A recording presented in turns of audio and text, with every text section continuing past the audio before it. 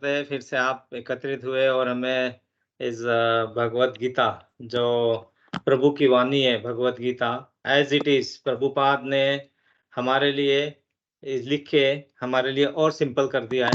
तो हम उसकी प्रस्तावना पढ़ रहे थे और इसके पहले आगे बढ़े मैं क्षमा चाहूंगा कि हमारा लास्ट सैटरडे कुछ माया वर्ल्ड में एंगेजमेंट होने के कारण क्लास हो नहीं पाया।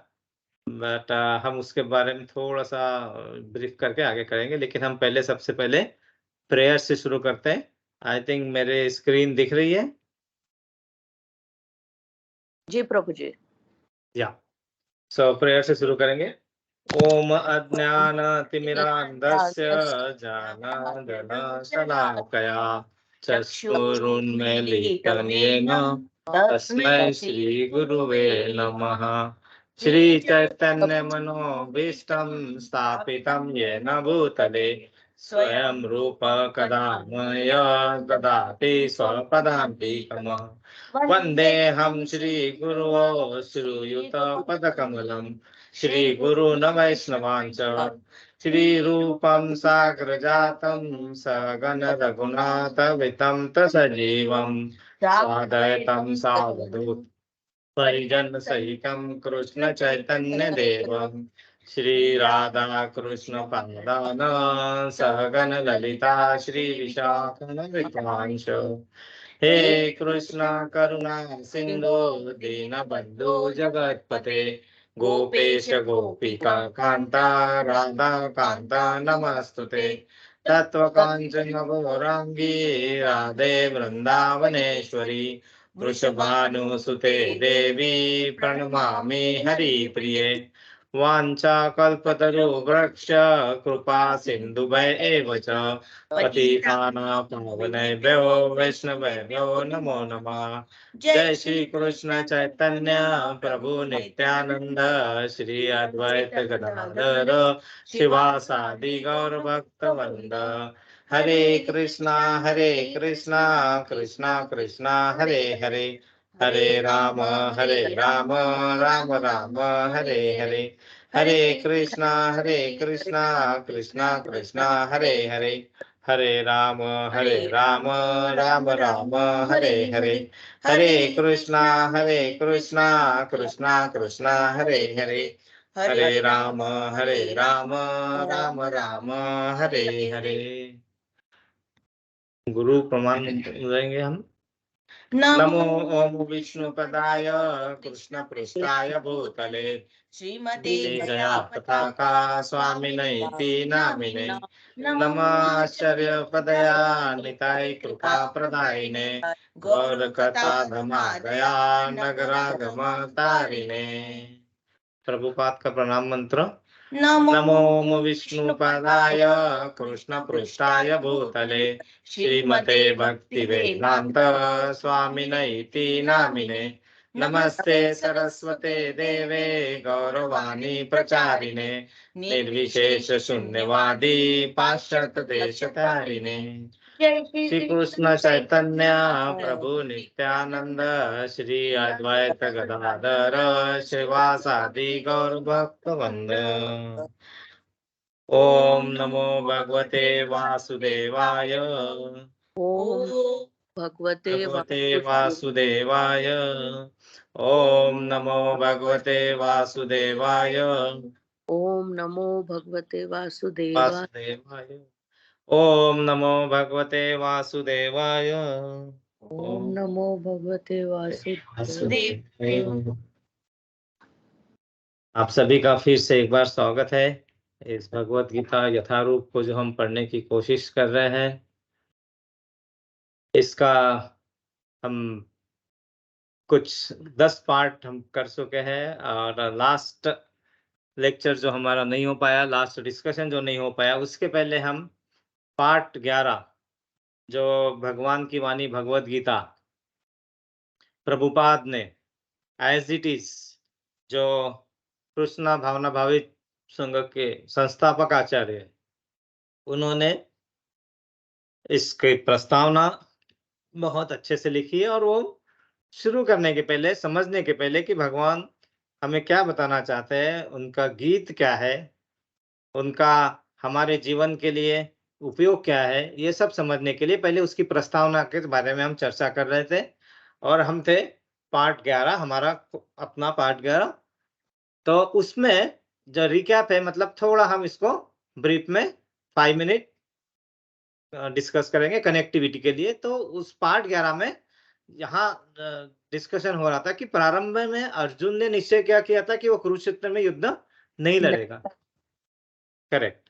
क्योंकि वो निर्णय किस लिए था? वो निर्णय उसके शारीरिक दृष्टिकोण पे आधारित था। मतलब वो अपने आप को शरीर मान रहा था और वो अपने सगे संबंधियों को भी शरीर मान रहा था। और इसीलिए उसे लग रहा था कि अगर मैं युद्ध करूँगा तो इन सबों को मुझे मारना पड़ेगा और ये सब होगा। तो भगवान उसका उसमें क्लैरिटी लाते हैं और बताते हैं कि हम शरीर नहीं, हम आत्मा है। इसीलिए तुम सिर्फ चिंता किसकी करो? आत्मा।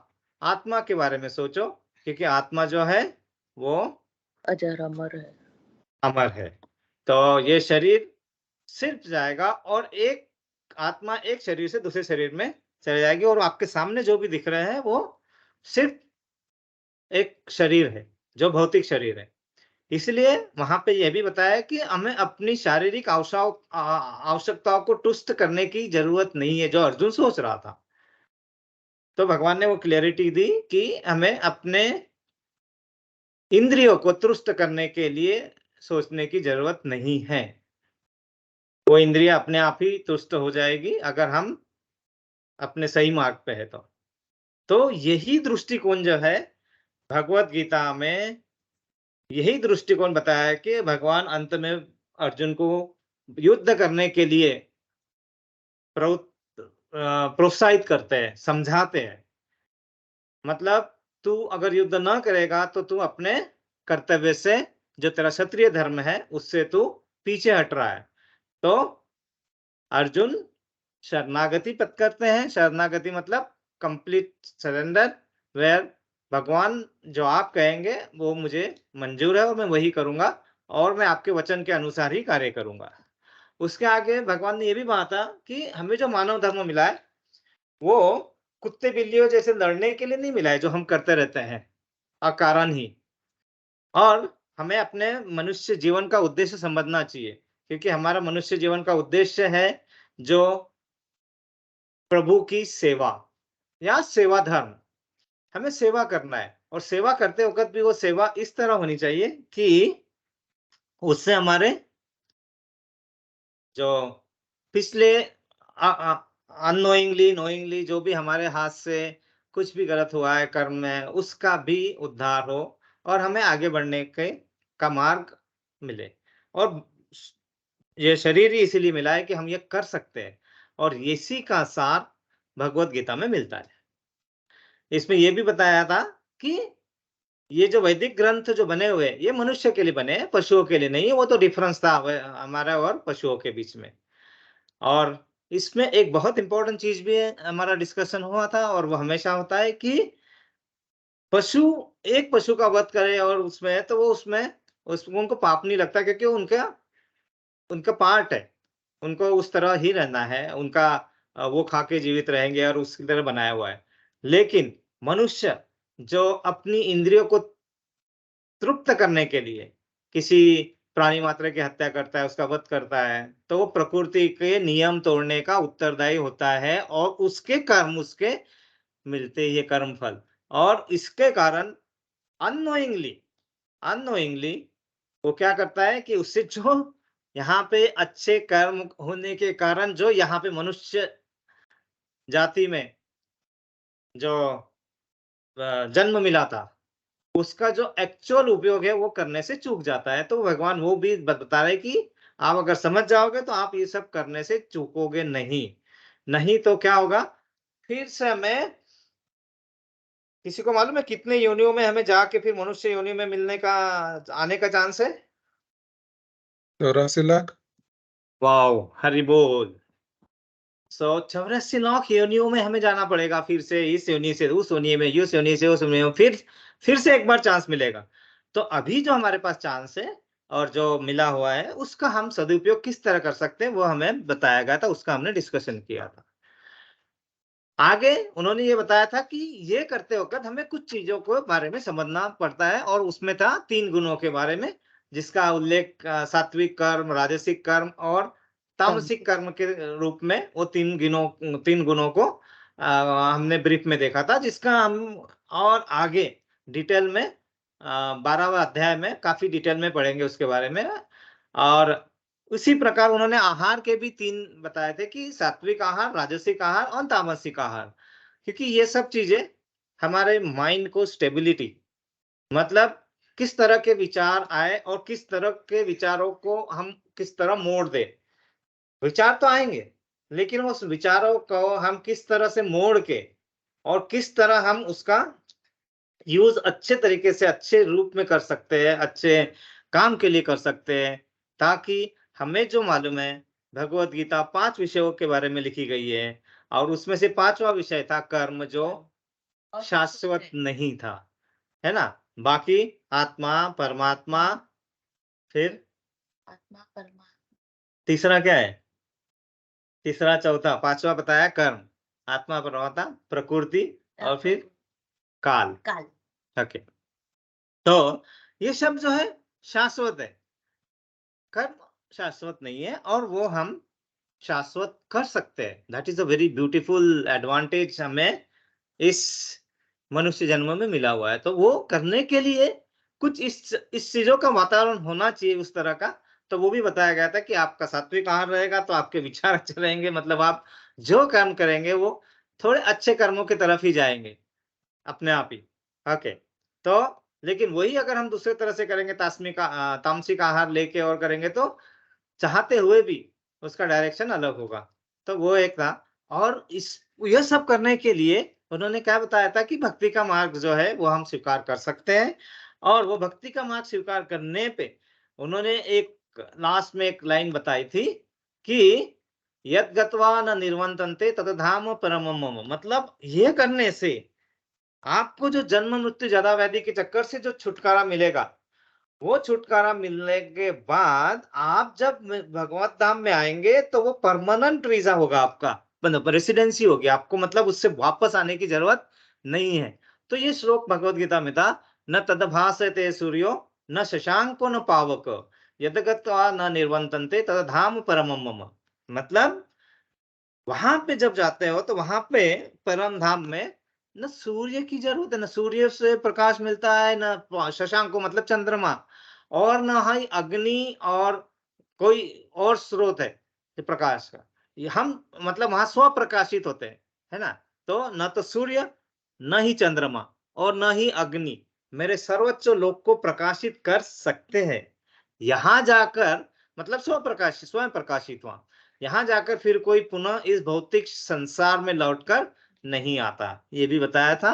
और आखिरी में उसका थोड़ा ब्रीफ में, तो इस संसार में जो भी है वो क्षणिक है, मतलब वो जो उत्पन्न होगा, बढ़ेगा, आयु होगी, फिर उसका कुछ काल तक रहेगा, फिर वो कुछ और वस्तुओं को उत्पन्न करेगा, फिर धीरे-धीरे उसकी आयु कम हो जाएगी, क्षीण होते जाएगा और अंत में लुप्त हो जाएगा।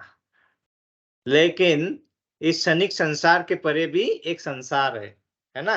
जिसके विषय में हमें जानकारी मिल रही है, हम ले रहे हैं जानकारी। एंड वो संसार जो अन्य प्रकृति है वो है सनातन प्रकृति, जिसमें हम भी सम्मिलित है। हम भी सनातनी है, जीव भी, क्योंकि हम भी भगवान का अंश है। और 11वें अध्याय में भगवान ने फिर बताया है सनातन का मतलब क्या होता है, और उसके बारे में यहाँ ब्रीफ में बताया था, संक्षिप्त में बताया था कि हमारा भगवान के साथ घनिष्ठ संबंध है और गुणात्मक रूप से हम सेम है। तो सनातन धाम, सनातन ब्रह्म तथा सनातन जीव, ये सब अभिप्राय हमारे सनातन धर्म को जागरूक करना है, जो कि जीव की शाश्वत वृत्ति है। शाश्वत वृत्ति है हमारी, लेकिन हम क्या हो गया, धीरे-धीरे भूल चुके हैं, या किसी और इसमें हम हमारा फोकस ज़्यादा हो जाने के कारण हमें धीरे-धीरे हम इससे अलग हो जाते हैं। सनातन यहाँ पे उन्होंने बताया, सनातन न जिसका अंत न आदि है। ओके। तो यहाँ पे जब हम रहते हैं तो इस क्षणिक कार्य कर्मों को त्याग कर हम परमेश्वर द्वारा प्रस्तावित कर्म करेंगे, ग्रहण करेंगे, तो हमारे जो भी कर्म है वो क्या हो जाएंगे, शुद्ध हो जाएंगे, और यही शुद्ध जीवन कहलाता है। यहाँ तक हमने पढ़ा था, और प्रभु ने ये बताया था कि यहाँ पे जो भी है इस जीवन में, ये परमेश्वर और उनके दिव्य धाम, ये दोनों सनातन है, जीव भी सनातन है। क्यों? क्योंकि जीव जो है उसके बीज प्रद पिता भगवान खुद है। उन्होंने इस श्लोक में बताया है कि सर्व योनिषु कौन्तेय मूर्तया संभवन्ति या तासाम ब्रह्म महोदयो निरहम बीज प्रद पिता। मतलब हे कुंती पुत्र, यहाँ पे इस जगत में जो भी है, जो भी यहाँ पे उत्पन्न हो रहा है, वो सब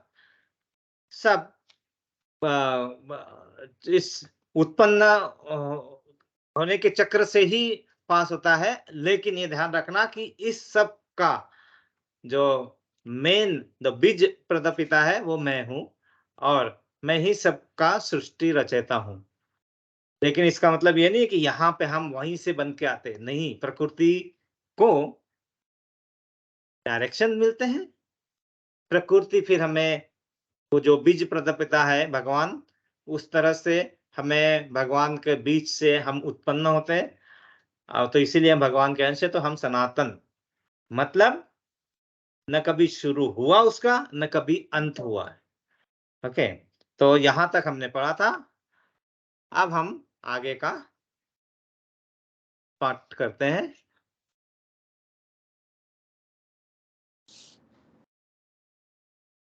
या तो यहाँ से कौन पढ़ेगा? यहाँ से अतएव। हाँ, आप में से कोई पढ़ने के इसमें है, मतलब लिख रहा है प्रॉपरली? हाँ सर, दिख तो हाँ प्रभु जी, दिख तो पढ़ू रहा है। प्रभु जी? हाँ, तो वंदना माता जी, आप पढ़ेंगे? जी सर, जी प्रभु जी। अतएव सनातन धर्म किसी सांप्रदायिक धर्म पद्धति का सूचक नहीं है। यह तो नित्य परमेश्वर के साथ नित्य जीवों के नित्य कर्म धर्म का सूचक है। जैसा कि पहले कहा जा चुका है, यह जीव के नित्य धर्म वृत्ति को बताता है। श्रीपाद रामानुजाचार्य ने सनातन धर्म की व्याख्या इस प्रकार की है कि वह जिसका न आदि है न अंत। अतएव जब हम सनातन धर्म के विषय में बात करते हैं तो हमें श्रीपाद रामानुजाचार्य के प्रमाण के आधार पर यह मान लेना चाहिए कि इसका न आदि है न अंत। हरि बोल माता जी, हरि बोल। हरि। तो ये बहुत ही 4 लाइन है, लेकिन बहुत इंपॉर्टेंट। क्योंकि क्या होता है कि जब तक हमें इस बारे में पता ना होगा, तो हम आगे किसी से डिस्कशन करते वक़्त, या किसी अपने धर्म के बारे में या सनातन धर्म के बारे में जब भी कुछ होगा, तो हम उसको डिफेंड और अच्छी तरीके से आगे अपने बच्चों को, आने वाली पीढ़ी को समझा सकते हैं। तो यहाँ पे सनातन धर्म किसी सांप्रदायिक धर्म पद्धति का सूचक नहीं है। मना सनातन धर्म हिंदू धर्म के लिए है, सनातन धर्म उसके लिए ऐसा नहीं है। यह बहुत बहुत इंपॉर्टेंट है। सनातन का मतलब होता है कि नित्य परमेश्वर के साथ जीव का नित्य कर्म धर्म का सूचक, मतलब जो आप कर्म कर रहे हो वही आपका धर्म है, और वो परमेश्वर को साक्षी मानकर परमेश्वर के लिए जो हम कर रहे हैं, ओ तो वो हमारा धर्म, जो हम सेवा कर रहे हैं वो परमेश्वर को समर्पित है। मतलब परमेश्वर, मतलब जिसने हमें रचा है ना, जिसके कारण हम यहाँ पे आए हैं, तो उसके लिए हम ये करते हैं। और ये पहले भी माना जा चुका है, और इसकी व्याख्या भी अलग-अलग आचार्यों ने की है। यहाँ पे श्रीपाद रामानुज आचार्य ने ये सनातन शब्द की व्याख्या बहुत अच्छे तरीके से बताई है, जिसका न आदि है न अंत है। सिर्फ वो क्या होता है कि उसको हम सिर्फ एक निरंतर याद की तरह ले सकते हैं, मतलब एक स्मृति, न जिसका आदि है न अंत है। तो रामानुजन ने क्या कहा था कि भगवान जो मनुष्य की तरह है, रामानुज कहते हैं आत्मा और शरीर दोनों है, और पदार्थ की सारी दुनिया भगवान के शरीर की महिमा ही है, मतलब प्रकृति, क्योंकि अपराशक्ति है। ब्राह्मण जो कि विष्णु का मार्ग, रामानुज ने कहा है ईश्वर भक्ति और व्यक्तिगत भगवान, दैट इज सगुण ब्रह्मांड विष्णु की सुंदरता और प्रेम की निरंतर याद है। ये इंपॉर्टेंट है, निरंतर याद है, अविरत निरंतर याद है, मतलब श्रुति है, स्मृति है, सॉरी।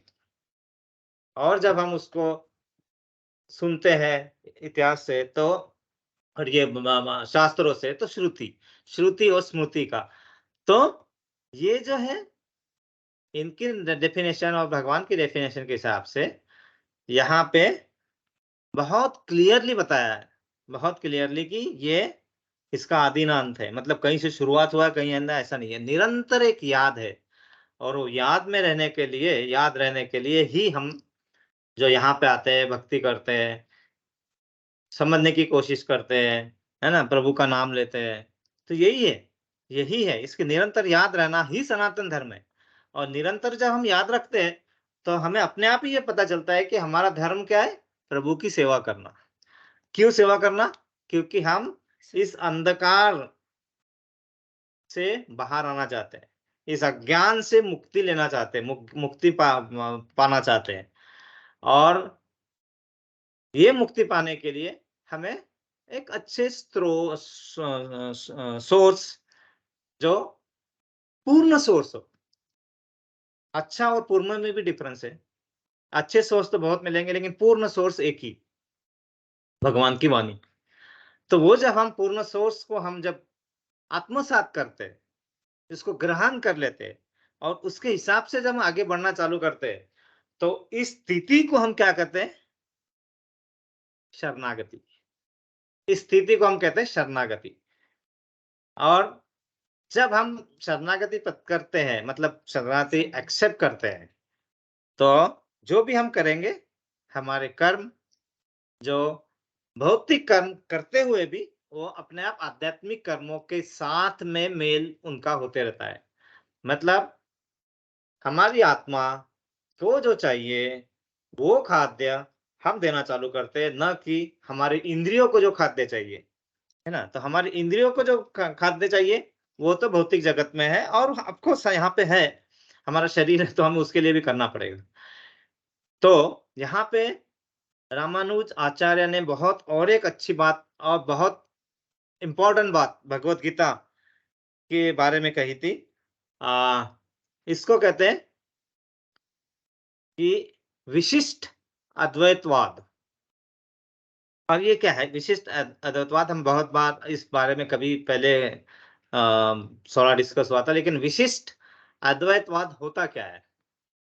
तो इसमें अद्वैत एंड द्वैत, द्वैत मतलब दोनों, मतलब मैं आत्मा भी हूँ, परमात्मा भी हूँ, ऐसा मानने वाले। आत्मा भी, परमात्मा, हमारे अंदर आत्मा भी है और परमात्मा भी है, आत्मा भी परमात्मा। अद्वैतवाद कि न मैं आत्मा ही हूँ, मैं परमात्मा नहीं, मैं शरीर हूँ।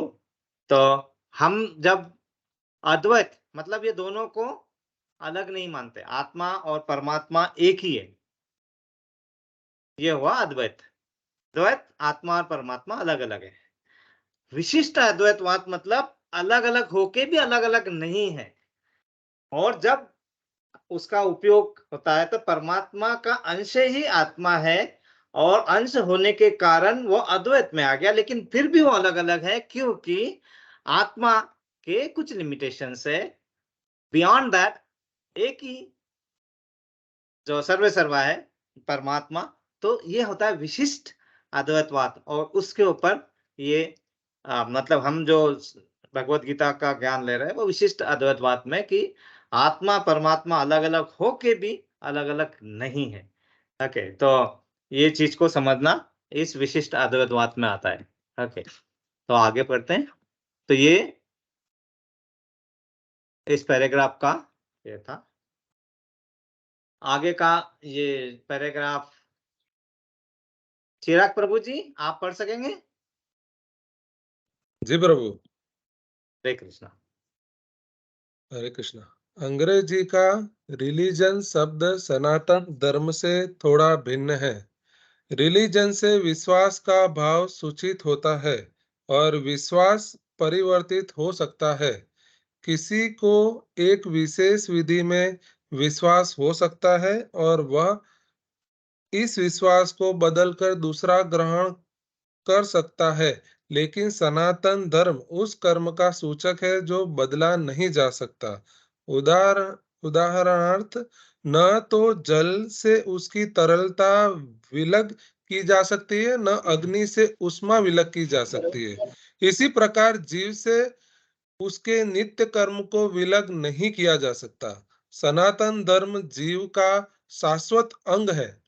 अतएव जब हम सनातन धर्म के विषय में बात करते हैं तो हमें श्रीपाद रामानुजाचार्य के प्रमाण को मानना चाहिए कि उसका न तो आदि है न अंत।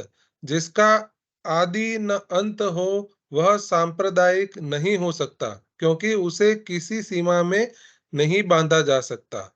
जिनका संबंध किसी संप्रदाय से होगा वे सनातन धर्म को भी सांप्रदायिक मानने की भूल करेंगे। किंतु यदि हम इस विषय पर गंभीरता से विचार करें और आधुनिक विज्ञान के प्रकाश में सोचें, तो हम सहज ही देख सकते हैं कि सनातन धर्म विश्व के समस्त लोगों का ही नहीं, अपितु ब्रह्मांड के समस्त जीवों का है। हरि हरि बोल। बोल प्रभु जी। बहुत ही अच्छा। और बहुत इम्पोर्टेंट, अगेन बहुत इम्पोर्टेंट कि ये जो रिलीजन वर्ड जो लाया है अंग्रेजों ने, है ना। रिलीजन वर्ड हम भी यही समझते हैं, रिलीजन वर्ड मतलब सनातन धर्म, सनातन धर्म। इससे अलग है एक्चुअली रिलीजन वर्ड, क्योंकि रिलीजन मतलब उस वो किसी विश्वास के साथ, आप किस में विश्वास करते हैं। आप कुरान में विश्वास करते हैं, आप भगवत गीता में विश्वास करते हैं, आप बाइबल में विश्वास करते हैं, किस उसके तरह उस तरह से आपके विश्वास के हिसाब से उनका वो जो धर्म है वो बदल हो जाता है। धर्म मतलब रिलीजन, रिलीजन। जबकि सनातन धर्म जो है वो क्या है, धर्म और कर्म का सूचक है। मतलब उसका कोई लेन-देन नहीं है सांप्रदायिक इससे। उसको सांप्रदायिक रंग देने का जो निर्विशेषवादी करते हैं, तो वो चीज को हमें समझ के ये ध्यान देना है कि रिलीजन अलग, सनातन धर्म इसमें इसका न कभी स्टार्ट हुआ था, न कभी इसका एंड होने वाला है। ये सांप्रदायिक मूल्यों को इसके साथ जोड़ा नहीं जा सकता और उसको सांप्रदायिक डेफिनेशन में भी नहीं लाया जा सकता है, जो कि काफ़ी ज्ञानी लोग सो कॉल्ड वो उसको उस डेफिनेशन में लाते हैं कि सांप्रदायिक धर्म, हिंदू धर्म, मुस्लिम धर्म, ये धर्म, वो धर्म, वो धर्म नहीं, वो रिलीजन ही रहेंगे। तो सनातन धर्म यहाँ पे आखिर में क्या कहा है कि ये सनातन धर्म विश्व के समस्त लोगों का ही नहीं, ताकि पूरे ब्रह्मांड समस्त जीवों का धर्म, मतलब पूरा वर्ल्ड, ब्रह्मांड एक ही धर्म, सनातन धर्म। और यही चीज जब मनुष्यों को समझ में आ जाएगी तो इस सब चीजों के बाहर आ जाएंगे। जबकि मनुष्य जाति में एक भगवान ने सोचने समझने की शक्ति दी है और उसका दुरुपयोग करके उसके मीम्स बना के, उसके कुछ अलग-अलग छोटे-छोटे शॉर्ट्स बना के हमारे पास भेजे जाते हैं और हम उसको देख के हम विश्वास कर लेते हैं, क्योंकि हमारे पास वही ज्ञान का स्रोत होता है। तो हमारा कर्तव्य क्या हो रहा है और हम उसको अच्छे से निभा रहे हैं अभी, कि हम इसके बारे में पढ़ रहे हैं और पढ़ ही नहीं रहे। उसको फिर से समझ रहे हैं और फिर उसको आत्मसात करके और उसको हमारे नई पीढ़ी को एटलीस्ट हम आगे ले जाने के लिए कोशिश कर रहे हैं। और ये कोशिश कभी भी जाया नहीं जाएगी, क्योंकि ये कोशिश जो है एक डायरेक्शनल एफर्ट है। मतलब जो भगवान ने अपने वाणी में बताया, हम उसी एकदम परफेक्ट जो स्रोत है, उसी को उसी से ज्ञान अर्जित कर रहे हैं। और भी आगे हमें करना होगा कि हमें ये जो ज्ञान लेने के लिए जब भी हमें कोई डिफिकल्टी आती है, कुछ आता है, तो हमें गुरु से उसके बारे में चर्चा करके फिर गुरु चर्चा में अगर हम सेटिस्फाइड नहीं है तो हम और गुरु के गुरु से भी हम कर सकते हैं। मतलब जब तक उसका मूल हमें पता ना हो तो हम उसके बारे में हम आगे पढ़ना चाहिए, करते रहना चाहिए, क्योंकि आपको ये पता होना चाहिए कि हम भक्ति या पूजा, भक्ति और पूजा, अगर मैं ये 2 शब्द यूज़ कर रहा हूँ तो कोई इसके बारे में क्या मतलब मैं मुझे जो थोड़ा समझता है या जो मैं लिया मैं वो करूँगा, लेकिन उसके पहले कोई जैसे विनोद प्रभु जी भक्ति और पूजा, तो हम इसके बारे में इस बारे में हम क्या बोल सकते हैं? कुछ आपके बहुत ज्ञान है इसके बारे में, तो आप बताएँगे थोड़ा? ज्ञान क्या है? अब भक्ति तो मतलब ये हो गया कि हमारा जो इंटरनल सोल है उसको भगवान के साथ कनेक्ट करना। अब पूजा तो एक प्रोसेस हो गया, इस प्रोसेस के माध्यम से भक्ति की जा सकती। प्रभु जी, मैंने आपको क्यों बोला हरि बोल, क्योंकि आप जो शब्द कनेक्ट करते हैं ना बहुत ही सुंदर, मतलब एकदम बिल्कुल परफेक्ट आपने बताया कि पूजा एक प्रोसेस है। हाँ, मैं पूजा कर रहा हूँ, मैं इसकी पूजा कर रहा हूँ, मैं उसकी पूजा कर रहा हूँ, ये कर रहा हूँ, लेकिन क्या उसमें आपका मन मिला हुआ है? आत्मा का मन मिला हुआ? आपने क्या मतलब बहुत सुंदर, बहुत सुंदर, मतलब परफेक्ट कि वो शरणागति, आपने सरेंडर किया है, आपने उसमें विश्वास का भाव पैदा किया है कि नहीं किया है? और नहीं तो हम पूजा करते जा रहे हैं, है ना? और पूजा कर रहे हैं, यहाँ पे पूजा कर रहे हैं, हम वो पूजा हो गई, वहाँ पे एक पूजा हो गई, लेकिन भक्ति अंदर मन है, मन में था या नहीं है? तो उसके लिए मैंने ना कहीं एक कुछ लाइन पढ़ी थी, मैंने वो लिखा है यहाँ पे, दिखाता हूँ, हाँ। तो या तो जैसे ये है ना, जैसे आपने जैसे प्रभु जी ने बताया अभी बिल्कुल सही। सर, सिर्फ पानी और पसीने में बड़ा अंतर होता है। पत्थर और नगीने में बड़ा अंतर होता है। मुर्दा घड़ियों की तरह वक्त बिताने वालों, सांस लेने में और जीने में बड़ा अंतर होता है। हरि बोल। तो यही चीज जो प्रभु जी ने आप बताई अभी बहुत बहुत सही, क्योंकि सांस लेना और जीना, जी रहे हम, क्यों जी रहे? क्या उद्देश्य है? 99% लोगों को पता ही नहीं है। प्रभुपाद का और भगवान कृष्ण का हम आभार मानते हैं कि उन्होंने हमें इस लायक तो बनाया, या यहाँ पे हमें आके समझने के लिए, मतलब यहाँ बैठ के सुन के समझने के लिए इतना हमें लाभान्वित किया, इतना हमारे को मौका दिया, इसके लिए उनका आभार मानना चाहिए। क्योंकि हम जी तो रहे, लेकिन सांस लेने में, जैसे प्रभु जी ने बताया कि सांस लेना मतलब कहाँ से आएगी सांस? सांस आएगी अंदर से, हृदय से, और वहां कौन बैठे हैं? प्रभु जी। आत्मा एंड परमात्मा वहां बैठे हुए विराजमान है। तो अगर हम सांस ले रहे हैं तो भक्ति मतलब हम मन से, आत्मा से, परमात्मा की परमिशन से, परमात्मा के लिए जीने के लिए हमें जो करना है वो हम कृति करने का भाव ला रहे हैं, जबकि हम करने वाले कोई नहीं है, है ना? परमात्मा ने अंदर एक चाबी ऐसी कर दी ना, तो वहीं अपना गेम हो जाता है ना? कि आपका जो भी सांस लेना, तो वो जीने में और सांस लेने में बड़ा अंतर, बहुत ही अच्छा। और पानी और पसीने में बड़ा अंतर होता है, हम सबको पता है। पानी तो ऐसे पसीना बहाना, मतलब आपको अपना तन और मन को एकत्र लाके किसी क्रिया में क्रियान्वित होना, और उस क्रियान्वित होने में जो आपका एनर्जी, ऊर्जा आएगा वो पसीना, तो पानी और पानी में बहुत। और उसी तरह पत्थर और नगीने में भी बड़ा अंतर होता है।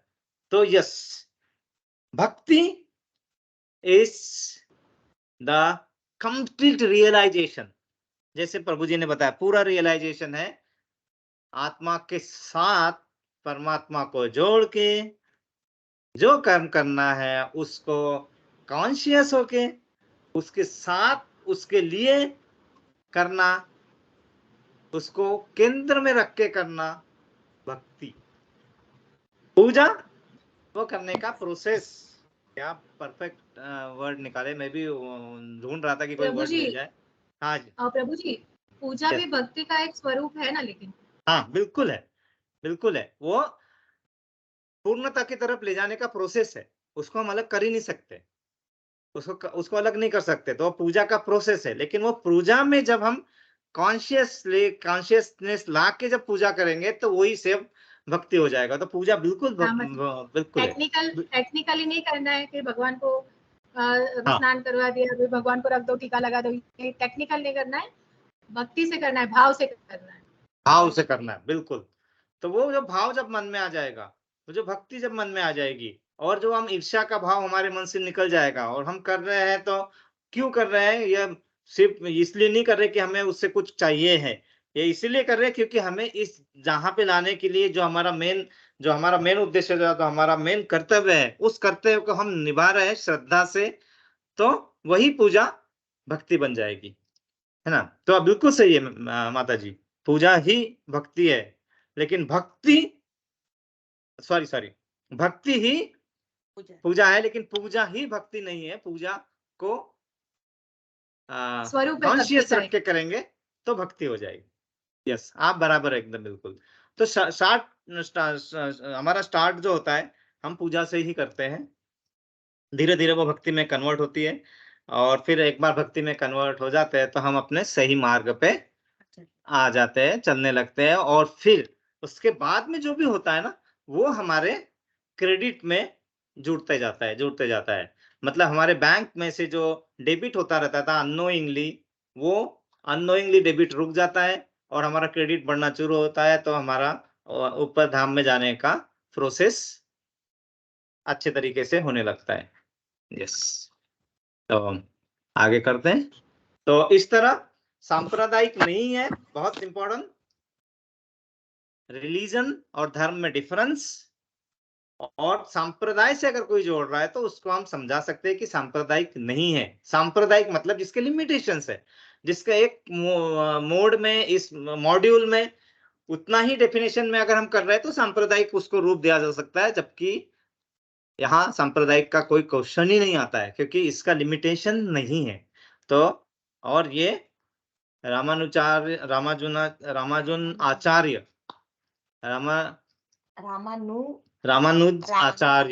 हाँ, तो इन्होंने इस बारे में बताया भी है डिटेल में।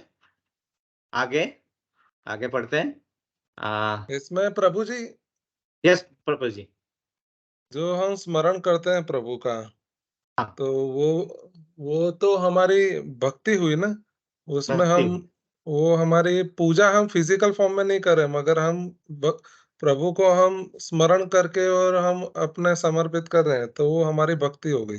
वो भक्ति हुई, वो भक्ति का हुआ, मतलब हम कर तो रहे हैं पूजा ही, पूजा मतलब हमारा फिजिकल प्रोसेस है एक से, और जो स्मरण करते हैं तो वो इनटेंजिबल हो गया एक से। जो भी हम कॉन्शियस रख के कार्य करते हैं, जो भी है ना, वो सब भक्ति में आता है। मतलब सेंटर में रख के जो भी करेंगे, सब भक्ति में जुड़ता है।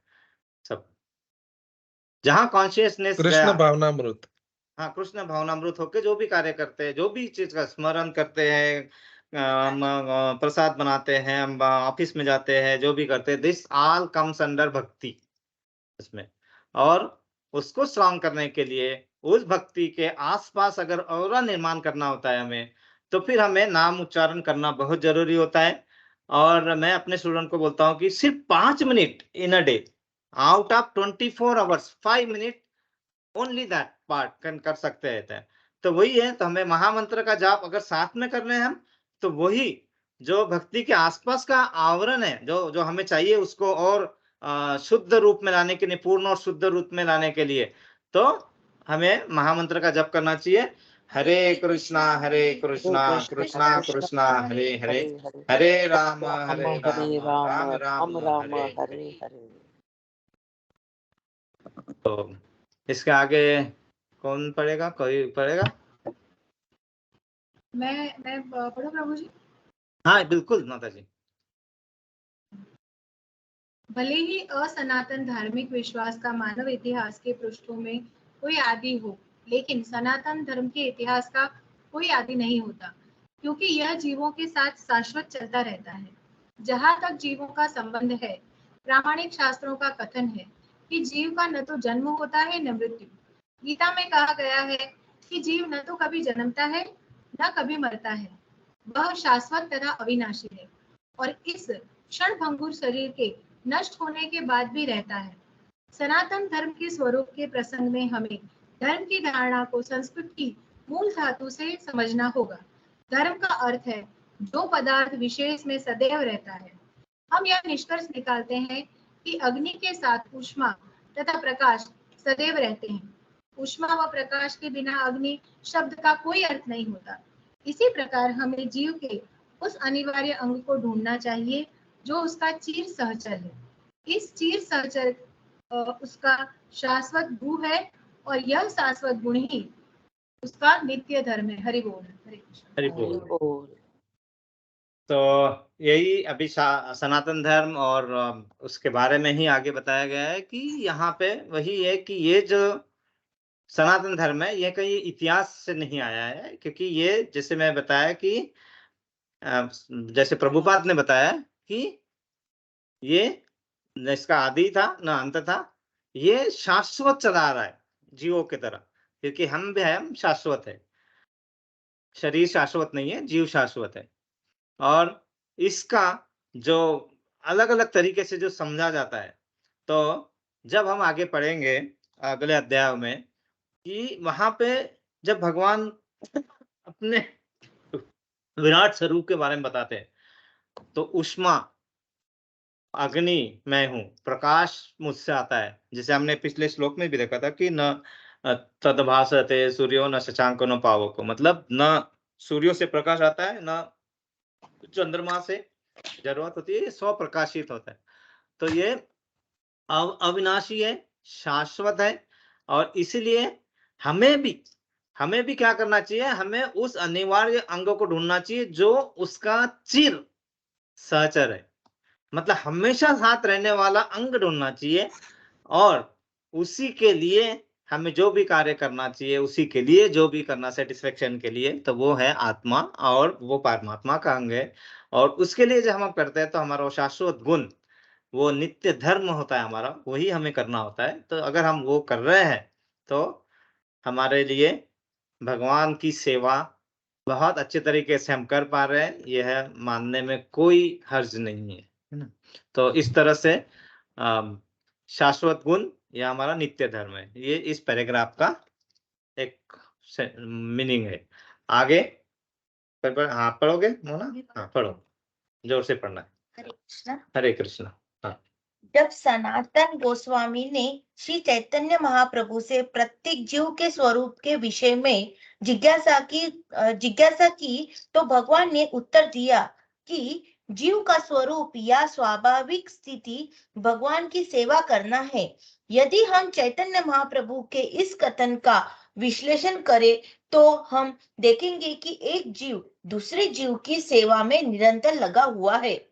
एक जीव दूसरे जीव की सेवा कई रूपों में करता है। ऐसा करके जीव जीवन का भोग करता है। निम्न पशु मनुष्यों की सेवा करते हैं, जैसे सेवक अपने स्वामी की सेवा करते हैं। एक व्यक्ति अ अपने स्वामी ब की सेवा करता है, ब अपने स्वामी स अपने स्वामी द की। इस प्रकार हम देखते हैं कि एक मित्र दूसरे मित्र की सेवा करता है, माता पुत्र की सेवा करती है, पत्नी पति की सेवा करती है, पति पत्नी की सेवा करता है। यदि हम इसी भावना से खोज करते चले तो पाएंगे कि समाज में ऐसा एक भी अपवाद नहीं है जिसमें कोई जीव सेवा में न लगा हो। एक राजनेता जनता के समक्ष अपना घोषणा पत्र प्रस्तुत करता है ताकि उनको उसकी सेवा करने की क्षमता के विषय में विश्वास दिला सके। फलतः मतदाता उसे यह सोचते हुए अपना बहुमूल्य मत देता है कि वह समाज की महत्वपूर्ण सेवा करेगा। दुकानदार अपने ग्राहकों की सेवा करता है और कारीगर शिल्पी पूंजीपतियों की सेवा करते हैं। पूंजीपति अपने परिवार की सेवा करता है और परिवार शाश्वत सेवा क्षमता से राज्य की सेवा करता है। इस प्रकार हम देख सकते हैं कि कोई भी जीव अन्य जीव की सेवा करने से मुक्त नहीं है।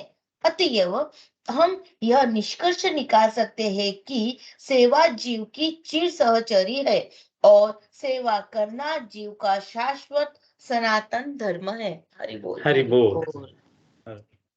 प्रभुपाद ने बहुत ही अच्छी तरीके से यहाँ पे सेल्फ एक्सप्लेनेटरी मोड में ये सब अच्छे से एक्सप्लेन किया है कि जो चैतन्य महाप्रभु भगवान कृष्ण के एक्सपांशन, जो यहाँ पे हमें इस बारे में जो ज्ञान लुप्त हुआ था उस बारे में यहाँ पे प्यार से जिन्होंने महामंत्र दिया था, उस महामंत्र का यूज करके हम अपने कैसे अपनी स्वाभाविक स्थिति भगवान की सेवा में लगा सकते हैं। और उसको समझाने के लिए ये सब बताया कि कभी कभी क्या होता है ना कि क्यों मैं करूं, मतलब मैं अपना कर्म तो कर रहा हूं, कर्म करना और फिर वो कर्म को उसी इसमें करना, उसको सेवा के रूप में देखना क्या जरूरी है? कोई जरूरी नहीं है, लेकिन वो हमारा अज्ञान हो जाता है। ज्ञान है कि जो सेवा करना हमारा धर्म ही है, हम करते हैं, तो फिर मान लो ना, मान लो कि हम जो कर रहे हैं वो सेवा ही है, लेकिन वो सेवा को करने का सही तरीका, सही प्रोसेस अगर हम समझ जाते हैं और वो भी इस तरह से करें कि वो चर हो जाए, चर मतलब सॉरी अचर हो जाए, जिससे वो कभी उसका कोई एंड ना हो, तो वो अपने आप ही शाश्वत और सनातन सेवा बन जाएगी। तो यहाँ पे सब एग्जाम्पल दिए, दुकानदार, पूंजीपति, पति पत्नी, अगर कहीं मैं अपने जॉब कर रहा हूँ तो मैंने एचओडी प्रिंसिपल, प्रेसिडेंट, मैनेजमेंट की सेवा कर ही रहे। तो सेवा तो करना हमारा धर्म है ही, और यहाँ पे वो सेवा करते वक्त हमारा कॉन्शियसशिप रखना है, यहाँ पे यही बताया है। लेकिन इसमें एक चीज है कि अभी सबसे बड़ा प्रॉब्लम हमें कैसे आता है कि जब तक हम इस बारे को नहीं समझ जाते तो हमें ये एक्सेप्ट करना डिफिकल्ट होता है। और मेनली कि ये सब मैं क्यों करूं, मतलब मैं स्पिरिचुअलिटी में क्यों आऊं, मैं तो कर्म कर रहा हूं ना। ये प्रश्न लास्ट बार भी था और हर बार आएगा और आना भी चाहिए, क्योंकि जब तक हमें उसका आंसर सही से सेटिस्फैक्टरी ना मिले और हम उसको ना समझा पाए अपने बच्चों को, तो कोई मीनिंग नहीं है। तो उसके लिए हमें समझना है। तो उसके बारे में थोड़ा सा मैंने ये किया था, उसके बारे में आगे ज्यादा करेंगे, लेकिन अभी थोड़ा उसके बारे में ये कि स्पिरिचुअलिटी जो होती है, मतलब हम सेवा करना, जो हम यंग एज में अगर हम कर रहे हैं या हम स्टार्ट कर रहे हैं कि ये सिर्फ बूढ़ों का ही काम है, जब मैं रिटायर हो जाऊंगा तब करूंगा, तब तक क्या होता है कि हम अपना बहुत सारा अमूल्य समय खो चुके होते हैं, जो हमें मानव जाति में मिला हुआ है, और हम यही नहीं समझ पाते कि हमें करना क्या था। जो कर रहे हैं उसके साथ में हमें ये सब करते जाते हैं, तो अपने आप ही उसका, नहीं तो हाँ अभी मैं थोड़ा 10th कर लेता हूँ, फिर उसके बाद में थोड़ा आराम करूंगा। मम्मी पापा बोलते हैं अरे 12th कर ले, फिर उसके बाद में कोई प्रॉब्लम नहीं है, फिर उसके बाद में चल तू एक आधा ग्रेजुएशन तो कर ले, उसके बाद में क्या जॉब मिल जाएगा, ऐसे ऐसे फिर जॉब मिल जाएगा। जॉब मिलने के बाद ग्रेजुएशन के बाद जॉब के लिए ढूंढना चालू करते, फिर बोलते जॉब मिला, अच्छा जॉब के लिए, फिर अच्छा जॉब मिल जाए फिर प्रॉब्लम नहीं, फिर और आगे पूरा ऐश करूंगा। फिर बोलते हैं कि एक अच्छा सहयोगी सहपाठी मिल जाए तो फिर अच्छा हो जाएगा। फिर बोलते हैं कि कोई 1-2 बच्चे हो जाए फिर अच्छा करूंगा। फिर बोलते हैं कि बच्चे को शिक्षण करूं, आगे आगे शिक्षण तो अच्छा हो जाए। फिर बोलते हैं शिक्षण करके वो नौकरी पे लग जाए तो मैं आगे बढ़ूं। फिर बोलते हैं अगर मेरे नाती पोती हो जाए, मतलब ग्रैंड चिल्ड्रंस, और उनके साथ में करूं सेवा, तो फिर मुझे अच्छा, मतलब ये एंडलेस ही होता है। तो हमें जो भी करना है हमें साथ ही में करना, हमारे साथ में ही करना है। मतलब यंग एज मतलब जब जागो तब सवेरा, तो वो जगाना है ना। तो कब तक रहोगे अंधकार में सोते हैं ना, अब जाग जाओ प्रभु हमें जगा रहे हैं, है ना। तो क्या है होता है कि वो स्पिरिचुअलिटी एट यंग एज में बहुत सारे एडवांटेज है, उसको साइंटिफिक टेक्निकल वर्ड्स में भी डाला है। और वो मैंने किसी ज्ञानी से ही सुना था, तो उसको मैं थोड़ा अपने इस शब्द में डाल के और आगे बढ़ा गया। लेकिन सबसे पहला होता है कि सेल्फ अवेयरनेस स्किल डेवलप होती है जब हम कुछ अच्छा चीज अच्छे प्रोसेस से सही तरीके से करना चालू करते हैं हम भी। तो सेल्फ अवेयरनेस स्किल मतलब हु एम आई, मैं कौन हूं, what is my goal in life, मुझे लाइफ में करना क्या है ultimately, and what are my values. वो बहुत इंपॉर्टेंट है, हमारे वैल्यूज ही पता नहीं होते कि रियली मेरा जब मेरा यहाँ पे इस मानव समाज में मुझे जब यहाँ पे आया तो मेरा वैल्यूज क्या है। मतलब वो सब चीजों के बारे में हमें जब पता नहीं रहेगा तो हम क्या करेंगे, इनडायरेक्टली डायरेक्टली ऐसा कुछ करते रहेंगे जो शायद करेक्ट ना हो। तो वो हमारा क्या होता है, जो क्रेडिट मिला है ना हमारा कर्म का, वो हम उसको मतलब शेख चिल्ली जैसे उसी डाल पे बैठते हैं और उसी डाल को काटते रहते हैं। ये होता है क्योंकि सेल्फ अवेयरनेस नहीं होता है और अननोइंगली ये सब चीजें होती रहती है। तो सबसे पहला है सेल्फ अवेयरनेस, मतलब अपने खुद के बारे में जानने की कला को सेल्फ अवेयरनेस स्किल। और फिर उसका उपयोग हम कर पाएंगे जब हमें उसका पता ही नहीं है कि हमें उसके बारे में क्या है। जब मैं क्या हूं ये पता नहीं, मैं शरीर हूं, तो फिर हम क्या करेंगे, हम खाते रहेंगे पीते रहेंगे, अपने इंद्रियों को ही तृप्त करते रहेंगे। जब पता चलेगा कि नो, मैं भगवान का अंश हूं और मुझे यहाँ पे भेजा गया है इस कार्य के लिए, वो करूंगा, कॉन्शियस होके करूंगा, तो ऑफ कोर्स मुझे जो भी करना है इसमें वो मेरा अल्टीमेट गोल के लिए मैं तैयार हूं। तो that is what is my गोल, मतलब मेरे जीवन का ध्येय क्या है, करना क्या है। एक मतलब मैं 2 लाइन पढ़ा था कहीं तक और वो बहुत ही एब्स्ट्रैक्ट लाइन है कि किसी ने पूछा जिंदगी क्या है, किसी ने पूछा जिंदगी क्या है, तो हाथ से छूट के जाम गिर गया। अब आप बोलोगे इसका क्या कनेक्शन है सर। कनेक्शन ऐसा है, जाम मतलब लोग जो नशा लेते हैं उसे जाम कहते हैं, है ना। तो वो जाम लेते हैं, नशे में आते हैं, तब उनका यहाँ पे माइंड का कॉन्शियस मतलब वो पूरे इसमें रहते हैं और उस अनकॉन्शियस स्टेट में भी जब कोई क्वेश्चन पूछता है कि जिंदगी क्या है, तो इतना झकझोर देता है वो क्वेश्चन कि उनके हाथ से जाम गिर जाता है, मतलब सो डीप थिंग। तो ये क्वेश्चन के बारे में समझना, पता करना, मेरे वैल्यूज क्या है पता करना, ये सबसे पहला चीज हमें बहुत अच्छे से मिलता है। और हमारे बच्चों को ये सब और आगे वाले पीढ़ियों को हमें बताना चाहिए कि पहला है जो तुम एक्वायर करोगे, जो कहीं बुक से नहीं मिलेगा, जो कोई तुम्हें ट्यूशन लगा के नहीं मिलेगा अच्छे तरीके से, वो मिल जाएगा तुम्हें self awareness skill by knowing some spiritualistic thing which has the base for telling all these things इस बारे में।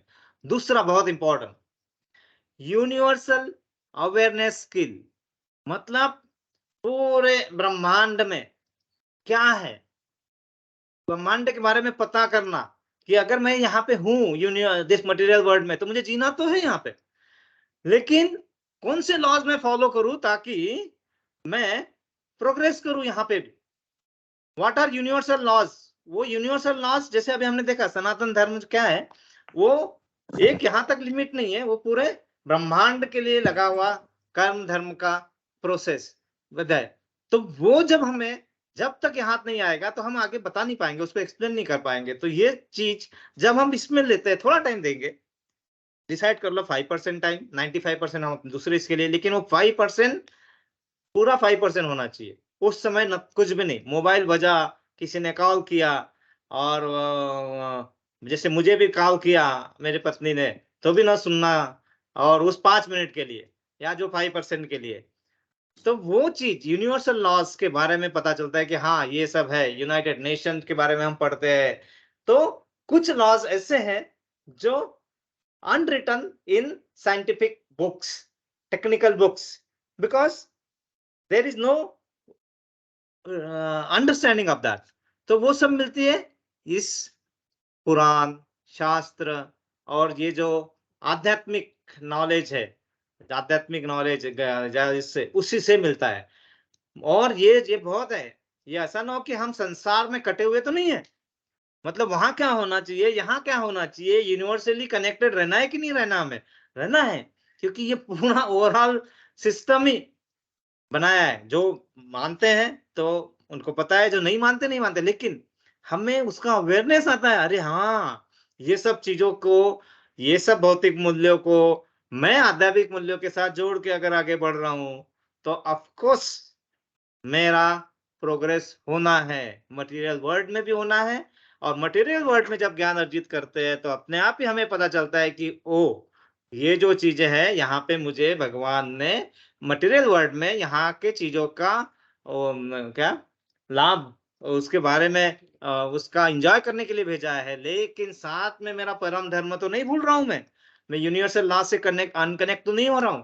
ये चीजों को समझने के लिए इस चीज का ज्ञान हुआ तो वो करते हुए ये चीज के साथ जुड़े रहेंगे। ये है दूसरा इसका मेन उद्देश्य है, जो हम अपने यंगस्टर को पक्का ही बताना चाहिए। इसके बारे में और ज्यादा लिखेंगे और ज्यादा पता कर रहेंगे।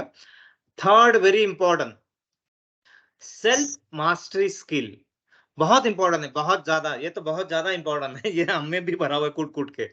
तो हमेशा क्या होता है कि हमारा lower self and higher self, मतलब लोअर सेल्फ मतलब हमारा अंदर का कॉन्शियस लोअर, आलस्य करो, भोग करो, पड़े रहो, अरे कौन उठेगा, अरे छोड़ो ना, बाद में कर लेंगे, क्या फर्क पड़ता है, भगवान कहाँ भागे जा रहे हैं, है ना, मैं कहाँ भागे जा रहा हूँ, मैं ठीक है थोड़ा देर में कर लेंगे, चलो ये कर लेते वो कर लेते, ये होता है लोअर सेल्फ। हायर सेल्फ क्या बोलता है, धीरे से धीरे बोलता है, बहुत धीरे बोलता है वो, है ना, नहीं नहीं कुछ तो हासिल करना है, आगे बढ़ना है, ये चलता है। लेकिन क्या होता है ना, जब तक ये जो आध्यात्मिक नॉलेज हमारे पास नहीं रहेगा ना, या उसकी शक्ति नहीं रहेगी ना हमारे पास, तो ये जो है ना हायर सेल्फ हमेशा लो आवाज में ही बोलता रहेगा, और लोअर सेल्फ हमेशा डोमिनेट करता रहेगा, जो हमारे साथ होता है। हाँ, कभी भी आएंगे तो कोई भी चीज आएगा तो उसी समय आ जाता है। और इस लोअर सेल्फ को हायर सेल्फ से कंट्रोल करना है, ये स्किल अगर डेवलप करना है अपने को, तो वो आएगी सिर्फ आध्यात्मिक स्पिरिचुअल, इससे ही आएगी। इसलिए बड़े बड़े कारपोरेट वर्ल्ड में जाएंगे तो वहां पे स्पिरिचुअल इसके लिए उनको बुलाया जाता है, उनको बताया जाता है कि स्टेबिलिटी चाहिए, मुझे लॉन्ग टर्म के लिए चाहिए, हमें सिर्फ इतना नहीं कि इतना कर लिया और इसके आगे क्या करना है पता नहीं है, या उसका क्या यूनिवर्सली कनेक्टेड नहीं था, मैंने तो कुछ लॉस बना लिया, अपनी कंपनी अच्छी चल रही है, अब मुझे एक्सपांशन करना है तो क्या करना है, अरे पता ही नहीं है। बहुत सारी चीजें है, बहुत सारी चीजें है जो हमारे अंदर कूट कूट के भरी हुई है। क्यों? क्योंकि हम अपराशक्ति प्रकृति में यहाँ आए हुए हैं, तो वो सब मन बुद्धि अहंकार, इसके कारण वो सब आएगा ही, पार्ट है। लेकिन उसको करने का हमें जरिया पता है अगर, तो हम उसको, हमारा हायर सेल्फ लोअर सेल्फ को डोमिनेट कर सकता है। ये एक थर्ड स्किल, बहुत इंपॉर्टेंट स्किल जो डेवलप होती है जैसे भी हम इसके साथ में जुड़ते हैं और कनेक्ट होते हैं और चलते रहते हैं।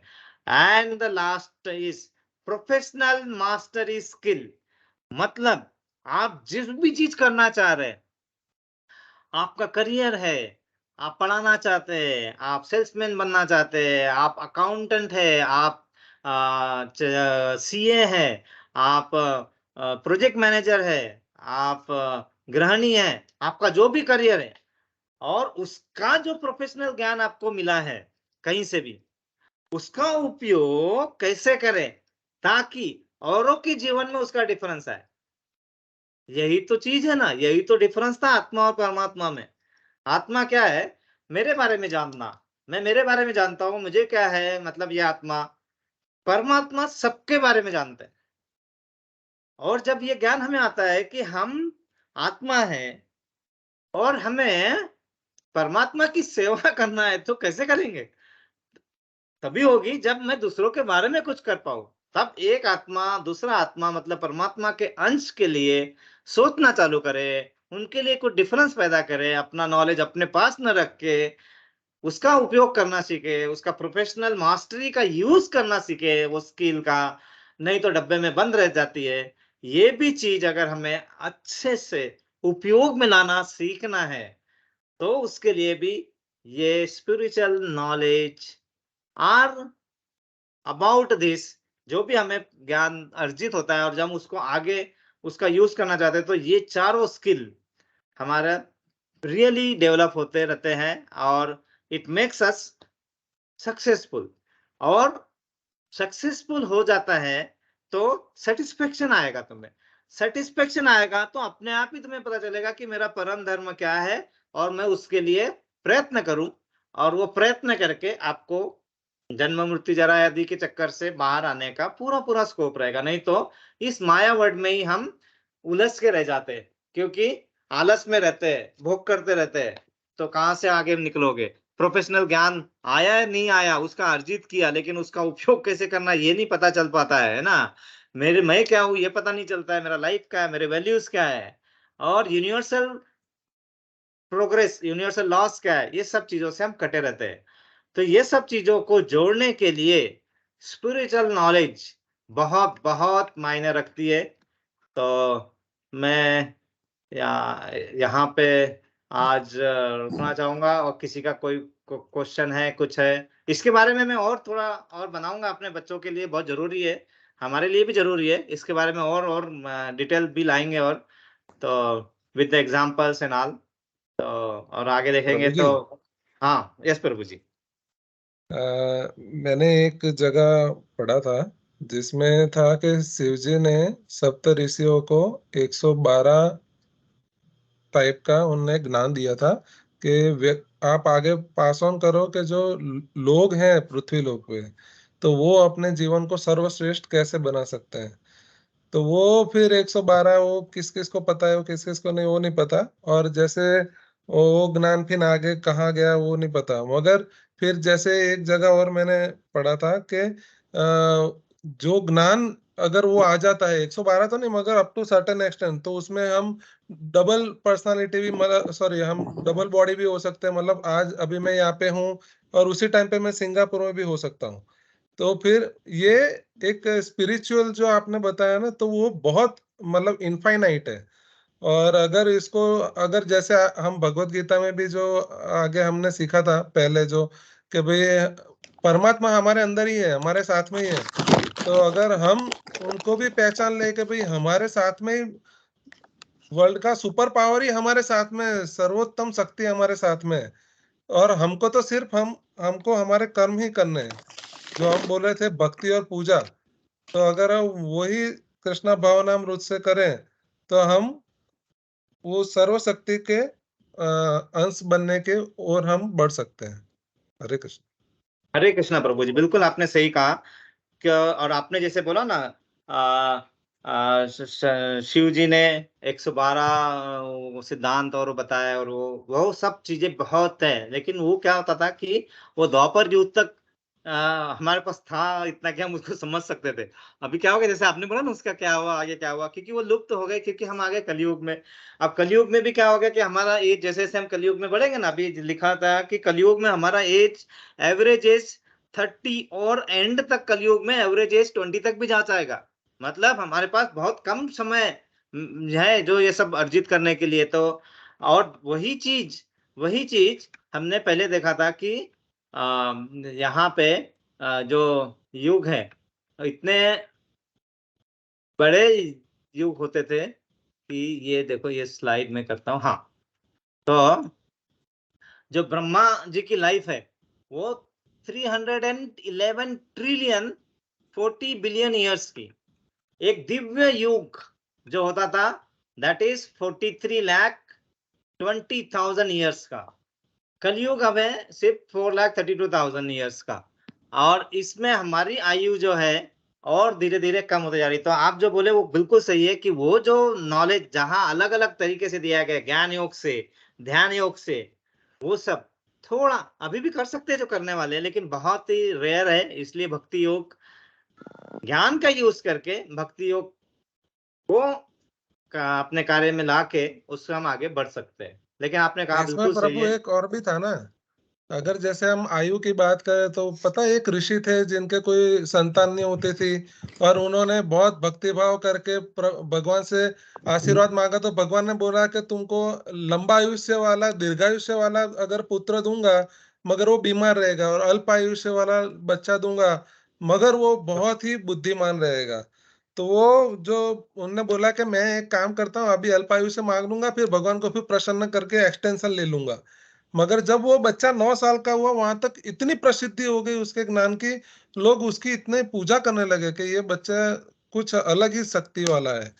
तो अगर हम ऐसे देखें कि हमारे पास आज जो मैं बैठा हूँ, अब कल क्या है मुझे नहीं पता, हमारी एज कल क्या है हमको नहीं पता, लोग 20 साल में भी नहीं रहते हैं, नहीं अटैक रहता आने है। लगे, कार्डियक अरेस्ट। मगर आज जो हमारे पास भगवान ने हमको अमूल्य समय दिया है, उसको ही हम कृष्ण भावनामृत में हर पल को लगा सके, अलग अलग माध्यम से स्मरण करके या पूजा करके या जो भी है, तो हम बिल्कुल। उससे हम भगवान की प्राप्ति कर सकते हैं। अच्छा, यस प्रभु जी, आपने बिल्कुल सही कहा।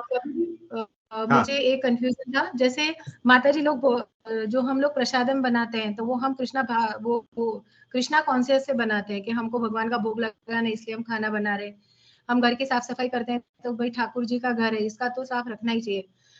हम लोग जैसे अभी अभी तो हम लोग भागवत गीता ज्वाइन हो गए हैं, तो ये भी पता है कि अगर हम रेडी भी हो रहे हैं तो भी हम सोचते हैं कि नहीं, हम श्री कृष्ण के भक्त हैं, तो भगवान जब इतने सुंदर पोशाक पहनते हैं तो हमें उनके आगे जाना है, तो हमें भी अच्छा दिखना है। तो ये सब तो हम लोग अपने कृष्णा कॉन्शियस से हम कर रहे हैं। पर जैसे बच्चे हैं, ठीक है, बच्चे जो स्टडी करते हैं वो सोशल है, मैथ्स है, साइंस है, उनका एग्जाम है, तो अगर हमें उनको प्रेरित करना है तो वो अपनी पढ़ाई को कृष्णा कॉन्शियस कैसे बना सकते हैं? क्योंकि वो जो है वो स्पिरिचुअल स्टडी नहीं है, वो जो है वो हमारी जो टेक्निकल स्टडी है वो है। करेक्ट माता जी। तो अभी इसमें यही चीज है कि इसमें जो वो कर रहा है, वो पहले तो जो है जहां से भी नॉलेज ले रहे हैं, पहले वो सोर्स को उन्होंने ये हमें ये बताना है कि आप जो सोर्स ले रहे हैं वो सोर्स राइट है ना। जैसे एनसीईआरटी का बुक है तो वो प्रॉपर सोर्स से कर रहे हैं। 360 डिग्री बहुत सारा लर्निंग है अभी हमारे पास। तो पहला प्रोसेस क्या होगा कि उनको ये समझ में आना चाहिए कि हम जो कर रहे हैं सेम प्रोसेस से कर रहे हैं, मतलब सही प्रोसेस से कर रहे हैं। धीरे फिर उनको ये रियलाइजेशन होना है कि जो हम ये कर रहे हैं ये कहीं से ज्ञान लाया है, तो इस पे हमने विश्वास किया है, तभी हम इसको पढ़ रहे हैं। और इसका बनाने वाला जो था वो हमें पता नहीं है उसके बारे में, लेकिन टीचर ने हमें बताया 4+4 इज 8, तो हम उस पर विश्वास करके कर रहे हैं। लेकिन वो टीचर ने जो बताया उन्होंने कहीं से तो लिया था। तो ये जब जब जो उन्हें ये पता चलता है कि हम उनको हम ये बता सकते हैं और उनको ये पता कि हम जो टेक्निकल नॉलेज जो गेन कर रहे हैं वो कैसा है ना, कि ये मानव निर्मित टेक्निकल नॉलेज है और इसमें उतना ही ज्ञान आएगा जितना मानव को पता है। तो इसके आगे और हमें जैसे अभी ये 4 चीजें बताई कि उनको अपने बारे में, अपने को खुद के बारे में अगर डिटेल पता करना है, यूनिवर्सल लॉस के बारे में डिटेल पता करना है और अपनी वैल्यूज के बारे में डिटेल पता करना है ना, और उसको तो उस ज्ञान के साथ अगर इसको कनेक्ट करना है तो हमें दैट इज आवर ड्यूटी कि हमें उनको कहीं ना कहीं अपने प्रैक्टिकल इसमें वो चीजों को समझाना है थोड़ा थोड़ा। ओके, तो उससे क्या होगा कि उनको ये करते वक्त सिर्फ उन्हें हमें उसको मार्ग से भटकाना नहीं है, उन्हें सिर्फ यही करना है कि ये सब कर रहे हैं हम तो वो किसके लिए कर रहे हैं और क्यों कर रहे हैं। तो क्योंकि तुम्हें प्रगति करना है। तो प्रगति का डेफिनेशन क्या है, प्रगति मतलब क्या? तो उनके लिए प्रगति मतलब मैं यहाँ जाऊंगा, यहाँ से मैं बॉस बनूंगा, वहां से मैं अच्छा जॉब लूंगा, फिर वहां से ये करूंगा। तो वो हम बताएंगे कि ये तुम्हारी प्रगति बिल्कुल सही है, लेकिन ये प्रगति की लिमिट है ना। क्योंकि ये प्रगति से करके तुम्हें फिर से क्या होगा कि तुम यहाँ से जाके इस वर्ल्ड में तो हो, लेकिन उसके बाद में फिर से तुम्हें किसी न किसी योनि में जाना होगा। लेकिन अगर इस प्रगति को आप परमानेंट वीजा या मतलब ये परमानेंट रेसिडेंसी आप लेना चाहते हो किसी इसका, तो फिर हमें ये प्रोसेस को इस कॉन्शियस से अगर आप करोगे, ये पढ़ाई को इस कॉन्शियस से करोगे, तो आपका जो भी आप कर रहे हैं वो आपका उसी एफर्ट्स में सिर्फ कंसंट्रेशन है, आप कॉन्शियसनेस से आप कर रहे हो, तो आपको उसका जो एक्चुअल पूर्ण लाभ है उस लाभ को मिलेगा। तो वो करते हुए हमारा बनेगा। जैसे हमें धीरे धीरे प्रभु जी ने बताया, हम सीखते गए, हम करते रहे, हम कर रहे हैं, तो वही चीज प्रोसेस हमें आगे ले जाना है। नहीं तो फिर क्या होता है कि हमारा ज्ञान हम नहीं ले जा सकते, तो फिर दूसरे वाले आके वो उनको बोलते हैं कि यहाँ तुम्हारे यहाँ तो ये नहीं है, तुम्हारे यहाँ तो 33 करोड़ है, तुम्हारे यहाँ ये है। तो अपूर्ण ज्ञान होने के कारण वो लोग उसमें भटकते हैं। तो ये हमारा कर्तव्य है कि उनको उसमें थोड़ा थोड़ा उसके बारे में बताए और वही करे वो, लेकिन उसका हाईएस्ट आउटकम कैसे मिल सकता है, वो अगर हम उनको समझा सके तो देन हमारी विन है माता जी। जी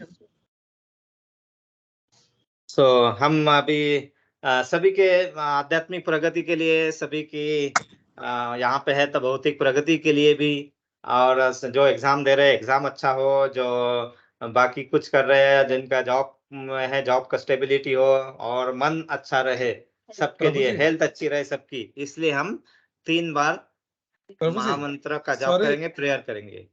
प्रभु जी, हाँ सॉरी प्रभु, डिस्टर्ब कर रहा हूँ। हाँ ये बोलिए।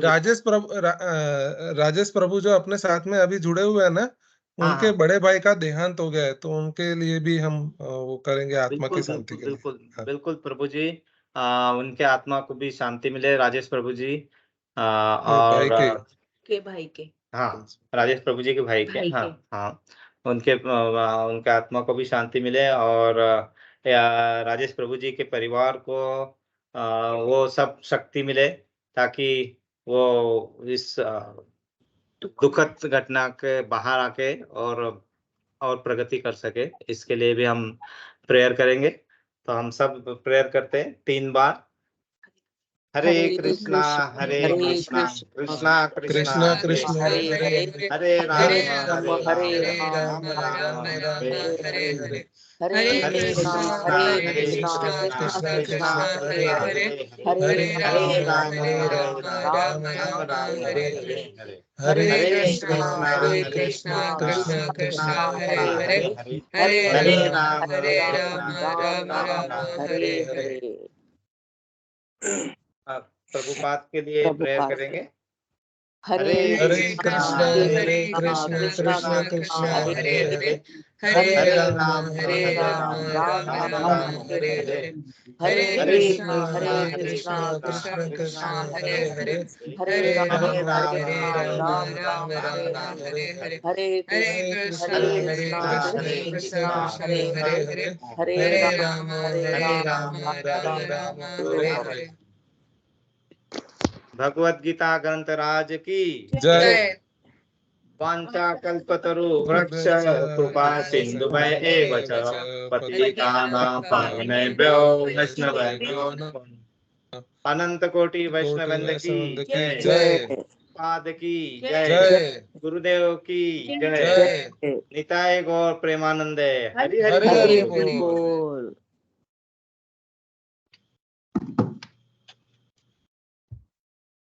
तो सभी ने